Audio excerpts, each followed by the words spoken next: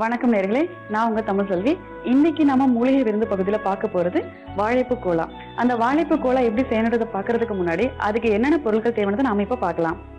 வாழைப்பூ, துவரம்பருப்பு, கடலைப்பருப்பு, சோம்பு, மிளகாய்த்தூள், மஞ்சத்தூள், தேங்காய், பட்டை, உப்பு, கருவேப்பிலை, கொத்தமல்லி, எண்ணெய். இதுதான் இதுக்கு தேவையான பொருட்கள். இப்போ வாழைப்பூவை நல்லா கிளீன் பண்ணிட்டு கட் பண்ணி வச்சிருக்கேன். இதை நம்ம மிக்சியில போட்டு அரைச்சிடலாம்.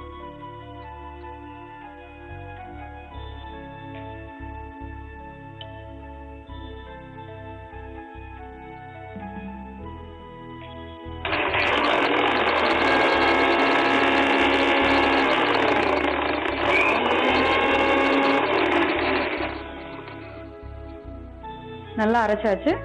இப்போ வந்து இது ஒரு பவுல்ல எடுத்து வச்சுக்கலாம். ரொம்ப நைஸா அரைக்காம கொஞ்சம் நறுநறுன்னு அரைங்க, அப்பதான் கோலாக்கு நல்லா இருக்கும். இப்போ வந்து நம்ம 1 ஹவருக்கு முன்னாடியே ஊற வச்சிருக்கிற துவரம் பருப்பு, கடலைப்பருப்பு ரெண்டையும் போட்டு அரைக்கணும்.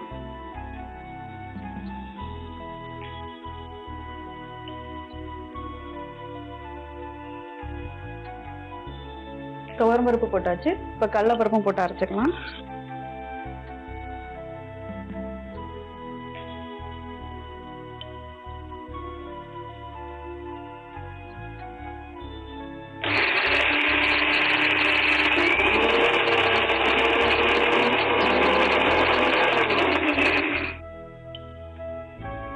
இப்போ அரைச்சாச்சு.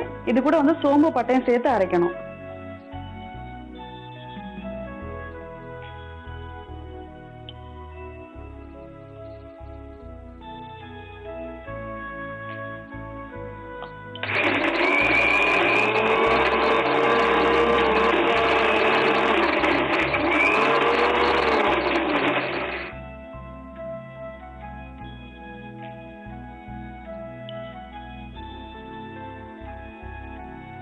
இந்த மாதிரி கொரகொரன்னு அரைச்சுக்கோங்க. இதே நம்ம வந்து வாழைப்பூ அரைச்சு வச்சிருக்கோம் இல்லையா, அதோட நம்ம சேர்த்துடலாம்.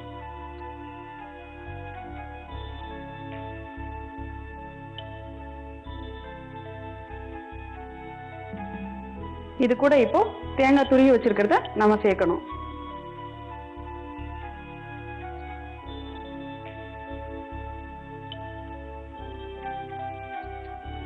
அடுத்து மஞ்சத்தூள் சேர்த்துக்கோங்க. அடுத்து மிளகாத்தூள் சேர்த்துக்கோங்க. இதுவும் காரத்துக்கு ஏத்த மாதிரி சேர்த்துக்கோங்க.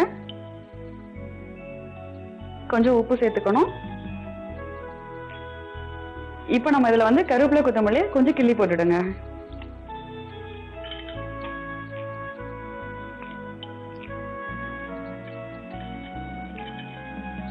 இப்போ இது எல்லாத்தையும் சேர்த்து நம்ம மிக்ஸ் பண்ணிடலாம்.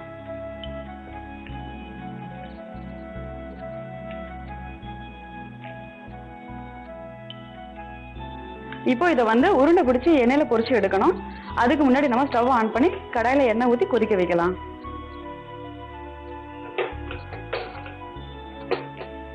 கடாயை வச்சுட்டு எண்ணெய் ஊத்திடுங்க.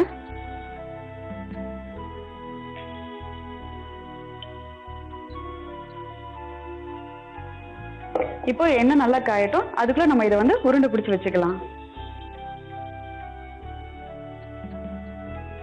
இப்போ சின்ன சின்ன உருண்டையா பிடிச்சு வச்சிடலாம்.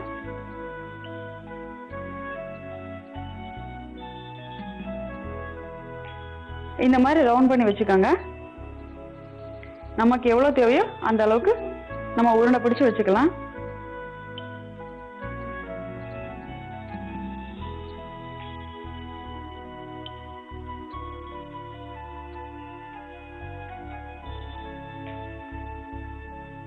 உருண்டை பிடிச்சாச்சு. எண்ணெய் காஞ்சதும் நம்ம இதை போட்டு பொரிச்சு எடுத்துடலாம். எண்ணெய் நல்லா ஹீட் ஆயிடுச்சு. இப்போ நம்ம உருண்டை பிடிச்சு வச்சிருக்க இதை நல்லா பொரிச்சு எடுத்துடலாம்.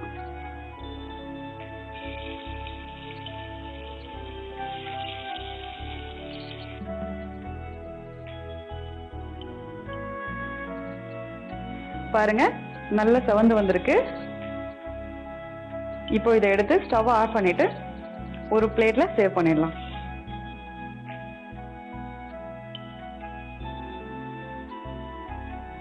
நல்ல எண்ணெயை வடிகட்டிட்டு எடுங்க.